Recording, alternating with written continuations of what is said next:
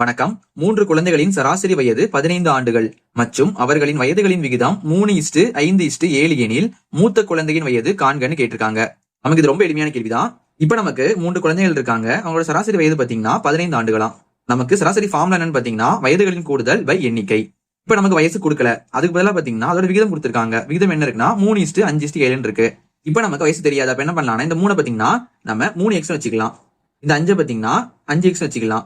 இந்த 7 பாத்தீங்கன்னா 7x வச்சுக்கலாம். இப்போ இது எல்லாத்தையுமே கூட்டி இதோட எண்ணிக்கைனா எத்தனை குழந்தைங்க இருக்கு? 3 குழந்தைங்க. அப்ப எண்ணிக்கைங்கிறது 3.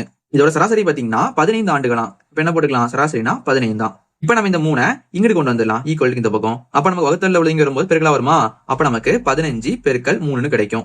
ஈக்குவல் டு எல்லாத்தையும் கூட்டலாம் பாருங்க. 3x 7xனா 10x கூட 5x கூட்டோம்னா 15x. அப்ப இங்க 15x கிடைக்கும். இப்ப நம்ம காமன் இதெல்லாம் கட் பண்ணலாம் பாருங்க.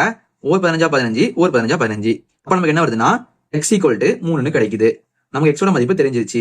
நமக்கு கேள்வியில கேட்டுக்கிறது பாத்தீங்கன்னா மூத்த குழந்தையோட வயது தான் கேட்டிருக்காங்க. மூத்த குழந்தை அப்படிங்கும் போது கண்டிப்பா வயசு அதிகமா தான் இருக்கும். அப்ப நமக்கு இந்த 3ல பாத்தீங்கன்னா இந்த 7 தான் என்னது, மூத்த குழந்தையோட தான் இருக்கும். அப்ப நம்ம 7 என்னது 7x தானே, 7x போட்டுக்கலாம். 7 இன்ட்டு x நமக்கு 3 போட்டிருக்காங்க. அப்ப 3 போட்டுக்கலாம். அப்ப 7 3 21 வரும். அப்ப நமக்கு மூத்த குழந்தை வயசு பாத்தீங்கன்னா 21. இது நமக்கு ஆப்ஷன் D ல இருக்குது. இதே மாதிரி வயது குறைந்த குழந்தையோட வயசு என்ன வருது நீங்க கீழே கமெண்ட் பண்ணுங்க.